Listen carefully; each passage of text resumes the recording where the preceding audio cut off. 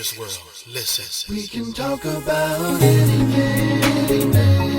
Creators Girl Talk. Creators Girl Talk. We can talk about everything. Creators Girl Talk. Let's talk about it. Girl Talk. Everything pertaining to life and godliness. We can talk about everything pertaining to life and godliness. Creators Girl Talk. Creators Girl Talk. Creators Girl Talk. Suicide is the second leading cause of death among teenagers after traffic accidents. The CDC says about 4,600 young lives are lost to suicide each year. The past week, the American Academy of Pediatrics issued new guidelines to help doctors identify at-risk patients and urge doctors to screen patients for suicidal thoughts. We spoke with 4 young adults who have been battling anxiety and depression, including one woman who survived several suicide attempts.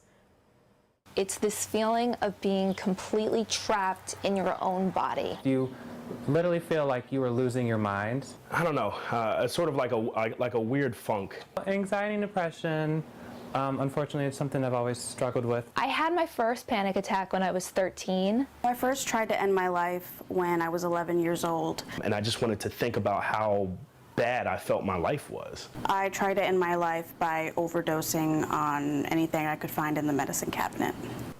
I had kind of lost my faith. I didn't know what other way of escaping this other than to die. And so at 8, I wrote in my diary that my life was over. Dreading the day that I would have to tell somebody that I was gay. You get taunts about acting girly as early as age 4.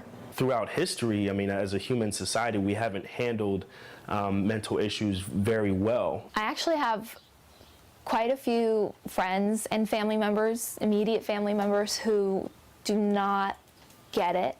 It's seen as a mental sort of malady. Oh, she has anxiety and depression.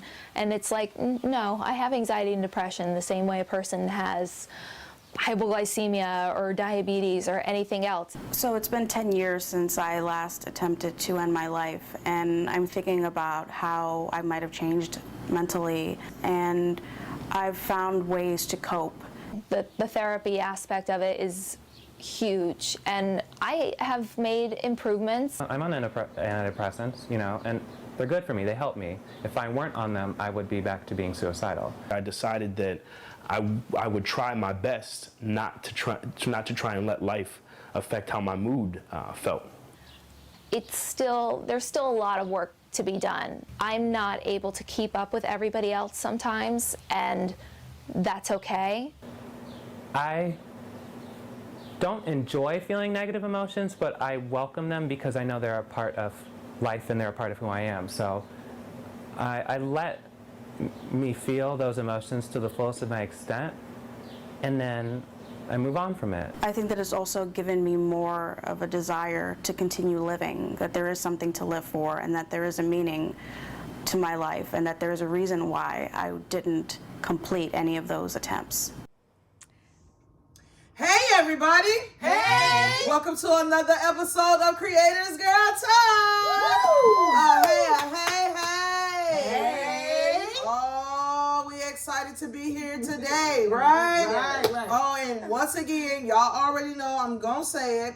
We got a juicy one. Yeah. But I'm here today, and you see that we have the Creators Boy here with us on the show.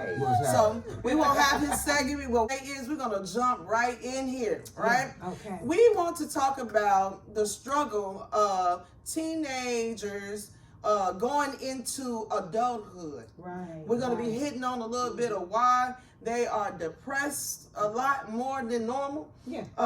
We want to talk about different things. We want to talk about how the older ones should be trying to help the younger ones. We want to talk about what's going on with that. But I'm gonna say, for me, I work with kids every day, and I want to say that what I see most of the time, you can see depressional kids before they even get pregnant or they even get to different levels.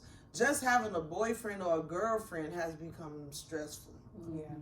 It's not the little cute, we just holding hands and we want to walk down the hallway, you carry my books, and it's so innocent. That's how it used to be. Now it's so many stipulation and everything goes, and they're more mature now than, well, they're being forced to be more mature because of the way that the world is going. It's really forcing kids to have emotions that they shouldn't be having at a certain age. Absolutely. And so I believe one of the biggest problems that teens are having in the transition is that they're not being taught at all. And it's the parents' fault because we're trying to be their friends and different things like that. We want to keep everybody happy. We don't want nobody to take our kids from us. We're in so many catch-22s, just to maintain every day. But I see the children and I see how they more aggressive with their boyfriends and girlfriends and more fighting and don't look at her and they said this and now you got social media in it and you all of us tangled up with each other, and it's just becoming a big mess. So I think the transition is not like it used to be. I saw a clip the other day and it was some real hard truth, and this man, I don't know where he was from, but he was like, our young boys at the age of 12 is more of a man than your men here at 25 in America is. My Lord. He said that we condone and keep our children too long instead of teaching them how to be an adult. That's slowly true. but surely. Like when we were growing up, they taught us how to cook. They taught us how to clean the house. They told us how to take care of ourselves. You can see and you can tell by watching some of the youth today that nobody is taking time out to really show them and teach them. And not only that, some of them have become mothers, co-mothers and co-parents to their siblings. That's Right. true. That's true. Yeah. And they don't know nothing themselves. You know what? It's the young people are not being reared, is the word, that we had, not reared in a way that's going to keep their minds busy. I was raised and reared in a way where I didn't have time to feel depressed or time to do different things because my parents had filled that schedule up with things that they felt was important for my upbringing, And so I think you're right. I agree with you. They don't have a chance to think about those things positively because they're being pressured by the opposite, pressured into relationships. I heard a therapist say today that even the young girls are even pressuring the boys more. It used to be a time where it was the boys, but the young ladies are doing it. And in this particular case she was sharing with me, the young lady pressured the young boy so much until he finally just burst. So it's a form of bullying.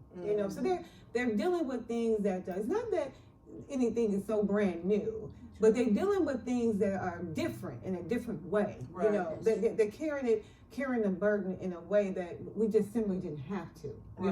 And don't know what to do with those feelings. Amen. The truth of the matter is that the only thing you have to do with your feelings are feel them. Right. That's all. Right. But unfortunately, they feel like when they have a feeling, I need to do something. And you don't have to do anything but feel them. But you have to learn that. It's a learned behavior. Most of the time, we have so much with media now, and this is the source of the upbringing for this generation of children. The parents are teaching them, speaking with them. You don't have family time or table time, Sunday dinners where you sit around and talk and discuss things. Everybody's on their phone. Everybody's on media. If you have a feeling, you're typically lashing out on social media where you have the world input, or you're using the world as a surface to ground your life. Or we didn't have that growing up. No. We had the people on the block. Right. Either they were doing something or they were doing nothing. And those were your guidelines, your household and the people that you grew up around as what you were going to base your life upon. And even those that didn't have parents to upbring them, you were not being taught by the world and everything that the world has on their shoulders. So if someone else is depressed, now I'm watching what their life is and I'm using it as a replica from my life, because you went through this and you said it this way. and and then we agree with everything that's floating around on social media, and we're using this as a basis for our life, and we're attaching ourselves to all of these different emotions and feelings that has nothing to do with our life in particular. That's true. I also believe that you can't transition from teenage to adulthood if you haven't had a childhood. That's right. And So true. and when the norm in society has become no childhood, there's a problem with that. And really what's robbing children of their childhood, basically the parents of this generation are not taking accountability or responsibility or the time or even have the patience to deal with children on children's level. Right. There's no sense, there's no more sense of community where there was safety. It's almost as if there's no safe place in society for children, or no I guess what you would call atmosphere to actually, nurture children as children first. They're coming out geniuses. Right. Bishop, he hit right on what was coming across my mind too. It just seemed like also too there was an overall camaraderie amongst the parents, and Lady Coleman said it earlier that the parents are trying to be friends or whatever. I don't understand that. We wasn't allowed. It was what my mama said, or what my dad said. And but the parents were on the same accord. I couldn't go next door to Miss Virginia house and pull a number that my mother wasn't on the same page with, or Miss Ford across the street, because the parents were on the same accord. What right was right, And so I'm guessing it's more like the era that you're in. And so now that we're in an era where we're making up our own stuff, like I guess they claiming it as when it's biblical standards and different things like that. Back in the day, everything was a biblical standard. Now the biblical standards are out the door. But just being decent and in order, it's some things that when you're young, you just did not do.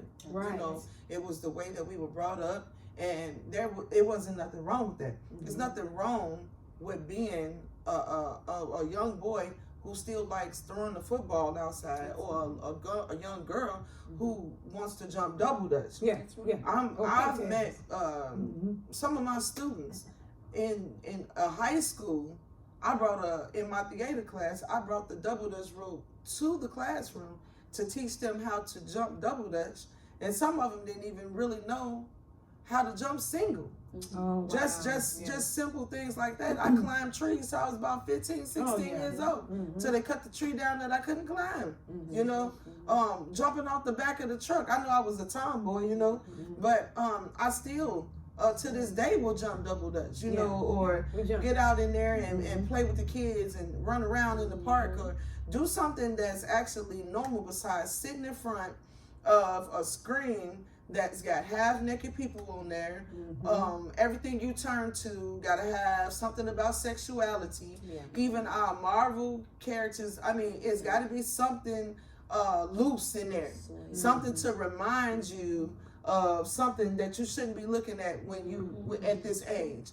And now they want to teach our children at young ages about gender, and have them not even being able to make a right decision, not even knowing what a boy or a girl really is, and you're trying to get them to do adult things, and they're not mature enough to do children things. Right. They haven't understood that. That's right. Haven't mastered that. Half of them are even not even hygiene, even with their own hygiene up. But you are giving them the option to make these decisions within the school parameters, but at home we're trying to groom and teach children a certain way, and most of the time the school system is who has your children the majority of the day. By the time you get them home, maybe you have time to sit down for homework, dinner, and then it's bath time and bed.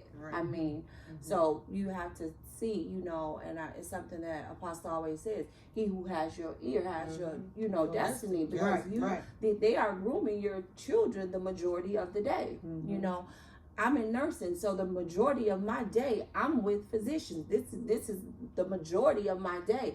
You know, we are like a close-knit family because we're together all the time. I spend more time with the physicians that I have to tend to, you know, female or male, than their husbands or their wives. You know, I'm serving and catering to them more than they probably get home and don't even get to spend that time with their spouses, because we are doing 12 to 14 hours in a day.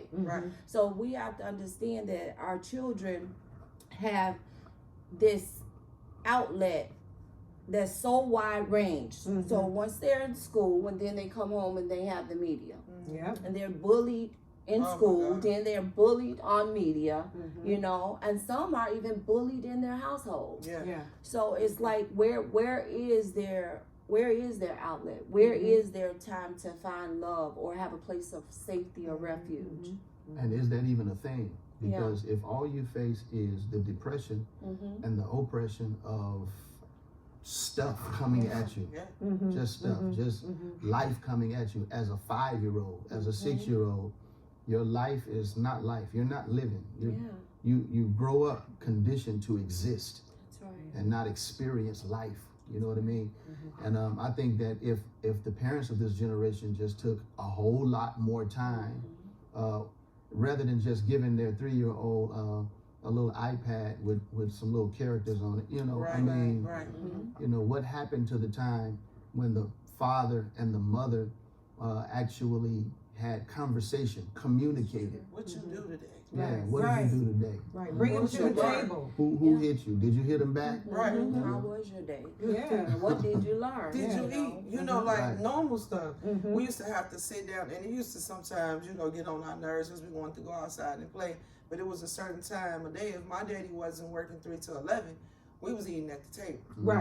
And you couldn't play at the table. And there wasn't no cell phones, but you couldn't have that pager either. Let that pager go off. Or act like you unconcerned about what's going on at this table. They wanted to know they were in our business. That's right. You know, That's right. Now the kids are even saying like, why you in my business? Well, if you live in this house, I'm gonna be in your business. I'm gonna be in your room. I'm gonna wherever you at. This my house, and then you not paying no bills. You ain't paying attention. Right. No. So you have no business. Listen, You have no business. You have no business. I'm telling you, I see it every day.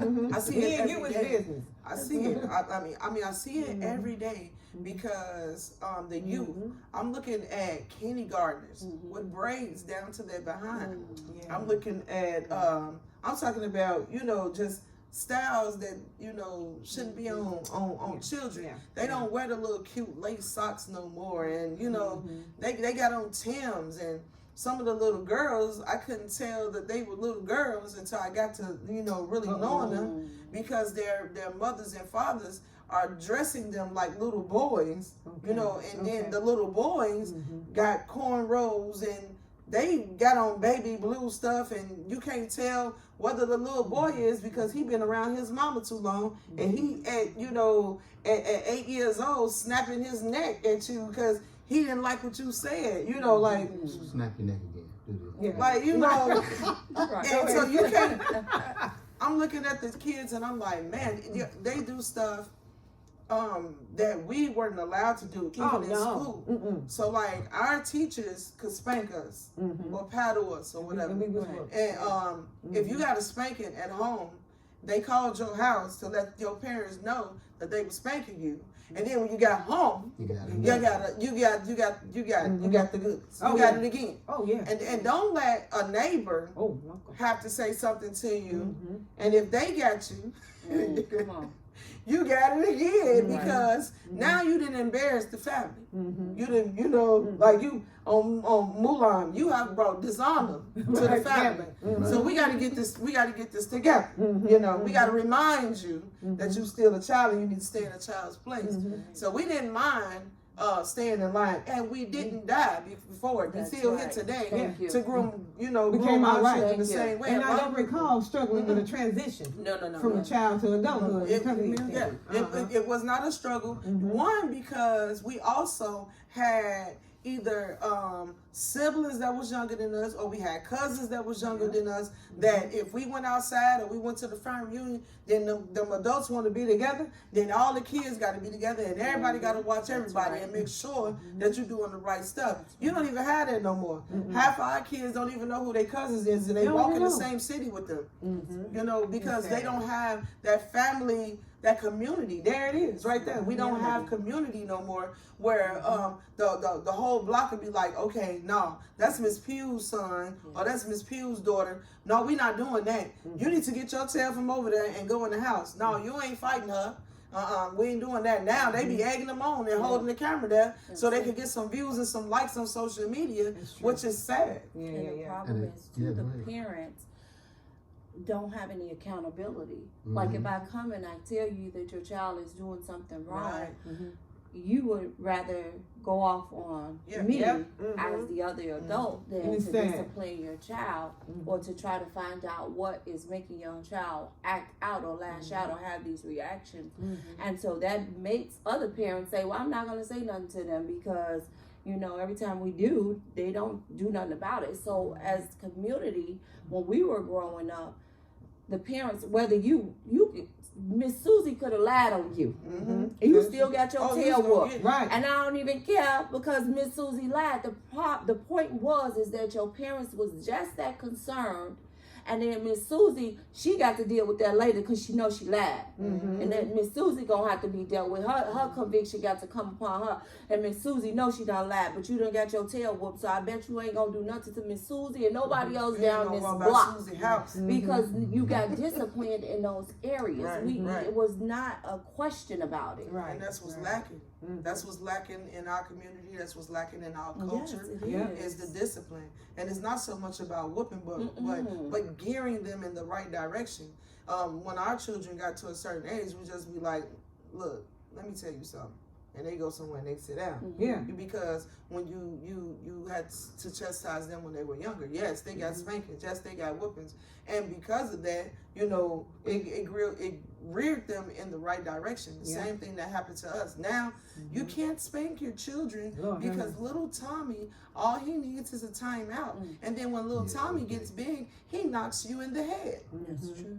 No, little Timmy not finna knock me in the head because it's not gonna be cute. I'm not gonna hold a baby and that baby slap me. I promise. And we don't correct that. Even the little baby playing in your hands, I'm gonna take little baby hands and we're gonna put them down. You know, because that stuff is not cute. It's not cute and it's not at all. And so it brings on the depression. Yes. And this is what's bringing a lot of kids today to want to commit suicide.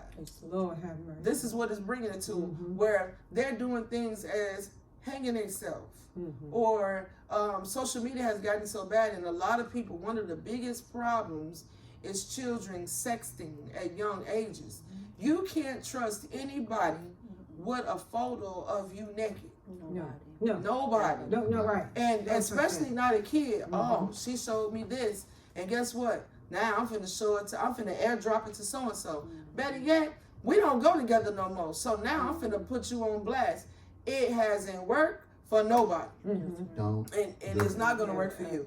And so this brings on many students have committed suicide or tried to commit suicide because a photo of them went viral within the school of them doing something they had no business doing. Which is another form of bullying. Right. And we live life too fast, though. I mean, if you have lived life to that point by 12 years old, what more life do you have to live?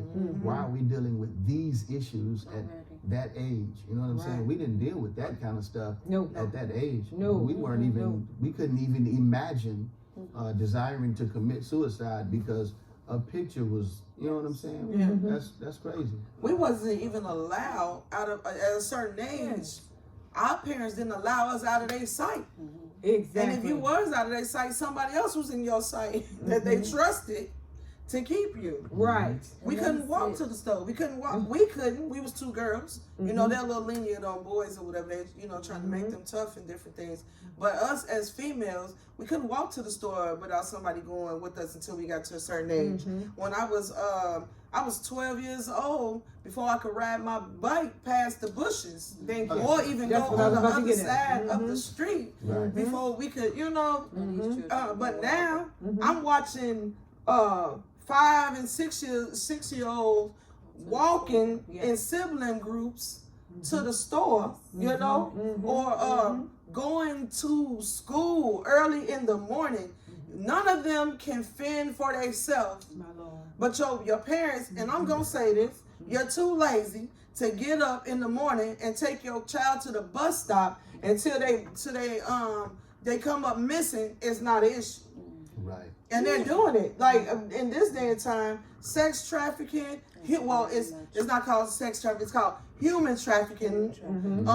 Is on the rise. It's here. It's here in Gary, Indiana. You know, I'm a witness to it. Yes. I watched a video today. I was talking to a clinician friend. She showed me a video because she goes against human trafficking. And this was mind-boggling for me, but it was a deacon was doing it in the church with a praise team. Wow. He was over some kind of way, a male person, which would not have happened in my day. It was a male person over the female praise dancers. That's wrong. And that's all wrong, you know. And anywho, he was trafficking. Basically, he was taking these detours, okay, before he would get to the church, and was giving quite a bit of money. Her first initial money was $100. So here you got a 14-year-old who's receiving $100 a week. For her, that's a lot. Right. For initially just baiting, taking pictures. It's okay to take pictures. I watched the testimony today. I mean, today. It's funny we brought it up. And in her testimony, it was just so crazy how the baiting went and how that person was able to keep it from the family knowing and from the ministry knowing, you know. Yeah. So it'd be right. Different forms of the trafficking is what I'm talking about. I want to put a little spin on this. I want to say we say a lot about our parents and about the structure and different things like this, but this generation, to me, don't listen. So you can give them direction. You can tell them different things, but the Bible said they was gonna do it. It was gonna be a time when they come where they don't even want to hear sound doctrine. You know, it says that knowledge puff it up. They be smart in the books, but they have no common sense whatsoever. So you're telling them things to do and things not to do. But this generation of children are, I want to say, most of them are godless. They feel like they are invincible. They can do anything, anytime they want to. They got the, as long as I got a gun on my side, I got this, I'm good, and they don't listen. So they're going to continue to struggle to go into adulthood until the light bulb comes on, which don't usually come on until a child is involved, and now you got to take care of another human being. Sometimes not even then. Sometimes not even then. For some reason, there has to be a definition of what adulthood is and what it looks like, because you have 15-year-olds with that attitude, I got a gun, I'm bad.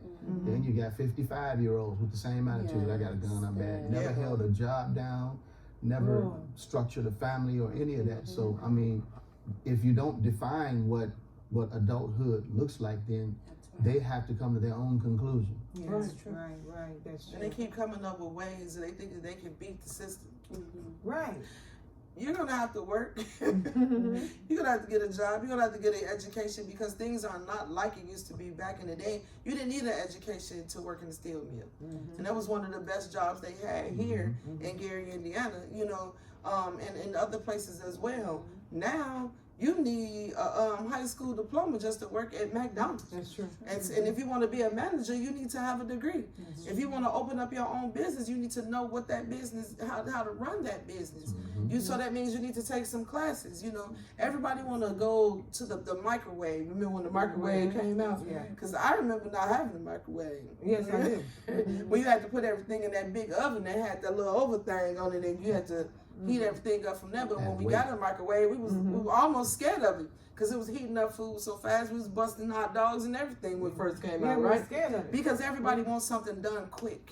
Well, that's how they refer to this generation. They call them the microwave generation. They want to have it right now. But in regards to how we can help, it's just like the prophet said. She said, if they will begin to listen. Yeah. And I was going to say earlier, for some reason or another, this particular generation, they feel like they have to experience it to believe it. I don't understand that. When I was raised up, if my mother said it, I believe it's good enough. Then what I it believe is, in what she said. What you just said is a lack of faith. That's Yeah. it. That means they don't have no relationship with God, so they're lacking the faith in God, and they're believing they're using their wits, what they believe is cool, their street smarts to be able to get over. But you don't have no type of faith whatsoever, faith in God or faith in even believing, you know, and that's why they struggle. So, No foundation. all right. So could it be that listening also is a learned behavior? Oh, it I mean, is. do we have to sit our Yeah. children down and teach them how to listen? Right, That's it. right. No one Without wants to speaking. listen to wisdom anymore. I remember we used to sit at the feet of the elders, you know, the grandmas. You couldn't just get up when they were talking. No. You couldn't say anything no. even when they were talking. And now they don't want to hear anything anyone older has to say. It's just like, they don't know what they're talking about. And they don't see believe the we don't hierarchy. Mm-hmm. You know, we couldn't even cross across our grandparents. What? Walk in front of my mama and they talking across? Oh no! You So, catch one. so they'll tell you, I'm an adult too. I'm just wait. What? Don't sweep in You- front of them. Yeah. Matter of fact, you could not be in the room when When adults was talking. Get out of grown folks That's being right. Now in you conversation. got children who button in to the conversation. Can you believe? But you know, in the behalf of this generation, let me speak this.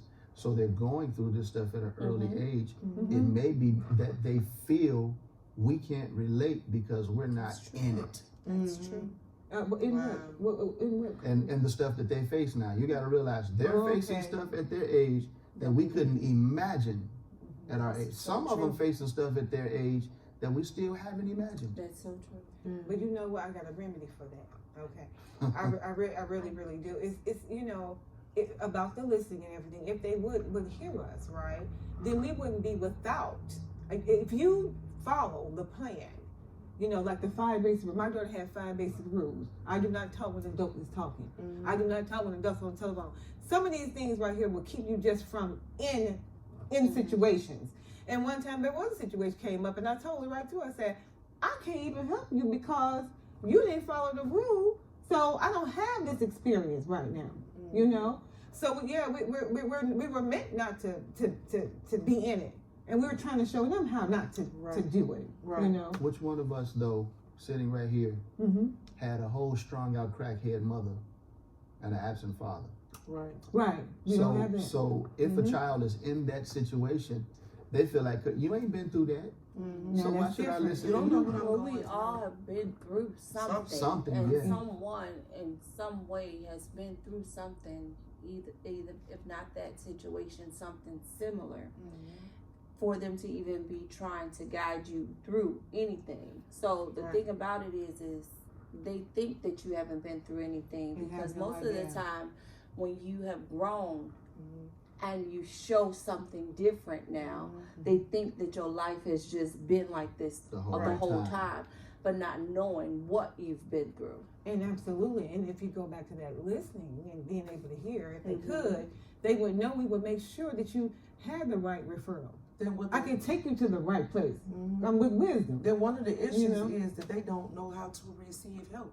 Yeah, no, that's a whole No, new this- show right no, there. this- They don't Yeah. know. Some of them don't know Nothing's when they're new under the trying to sun. be. That's what we're You're trying to help them instead of being nosy, because a lot of folks do be being nosy Yeah. versus somebody is really Wanting trying to to help you, Right. and they can't make the decision because they're not mature enough to do it. This is Right. At the true. same time, they may not know how to receive help. They may not be able to pinpoint what they need help with. Yes, Now that's true. then, okay, Ooh-wee. and That's so that's back to it's back to all. You know, that's how God is. God is back to all and back to faith. Because when you begin to learn those things, you know, and we were blessed that someone brought us to that. You know, in your family, you know, came up. You're right. But if you have some kind of trust in someone that you believe is okay, we can take you to that place. We can help you get there with the help that you need. You know. And it's hard to trust when you've had a bunch Well, of this- failures in life. Right. So Right. it's a process, but they have to be open to receive it. I think it's just we have a world full of everybody giving up on everybody. Right. Oh, From Like no hope. from the elders to the younger generation, and then the Don't parents give up. that are supposed to care for the smaller children. It's just a bunch of everybody giving up on everybody. Right. Where's the love? And Yeah. that's the biggest problem. Yes. And another thing, we were structured. I know a lot of people don't believe in God no more. A lot of them aren't Christian and different things like that. But we got a lot of our upbringing. When my mother and father didn't have a church home, there was a pastor on the end of our block, and he was like, "You're going to church though." And so while in the church, they taught us, you know, how to be young ladies and how to put on different undergarments so that you don't, you know, flounce all over the place or stand at a man's face or just, you know, being ladylike or, you know, but now that's like, you know, taboo and bougie.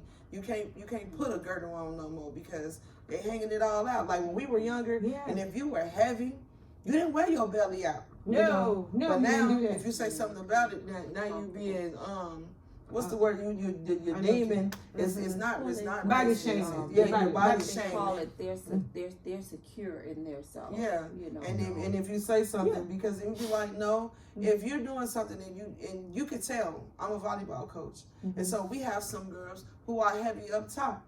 If you don't tell them that they need to wear a regular bra and a sports bra, and to get their hands over their chest, 9 times out of 10 they can hurt themselves just by doing that. And you have to take time out to say you need this or you need that, because low key they say they're not shamed, but in real life they do be shamed. And of course you all talk about young ladies, but let's talk about our young men who are being raised by single mothers. Our young men who are being what do you call it, emasculated, and they're being feminized. They only see the woman, they only see the mother. They got 9 sisters, and mom is always dogging men. Now, why would I want to become what you dogging? That's Right. So the only choice I have is to be what I'm living in the house with. That's very, very tough, because more than likely the community that's around them are women, you know. Right. Dogging men. And the crazy part about it is they'll get that at home, then they'll go to school and they get the same type of behavior. We at some point we all have to come together as a community and decide what our children's life is going to be like. And when I say our children, my children are grown, but I have a whole another 200 and something children I teach every day. You know, and who's looking out for them when their parents can't look out for them? We don't know how many children are foster children, and they're striving to hide it because they're embarrassed about it. Or what about the child who's been with their parents all their life and then just gets snatched all of a sudden, and now they're at school with an attitude, and everybody think that they're mean instead of taking time. That's what our counselors was for. In the school, and now everything is they want to go straight to DCS and file a report. Well, why you just won't take time to see what's wrong with the child? Okay. Woo, we got it's a lot going on here, and I promise that we can talk about this and on. But we got some snippets coming from Annie on today. We got Kelly Speaks, and we want to hear what they're saying about the subject. But today we're gonna come to an end with this, right? But we're gonna have to bring this back and bring some more. I would like to bring some youth. Yeah, we need some youth. Talk about some youth. And I just want to say that would be great. Here at Creators Girl Talk, we do care, as you can see, and we're passionate about it. And I know that it's hard to find trustworthy people, but if you reach out to us and you're a youth or teenager or young adult, or even an adult, or an adult, right? Because truly, emotionally, you can still be a certain age.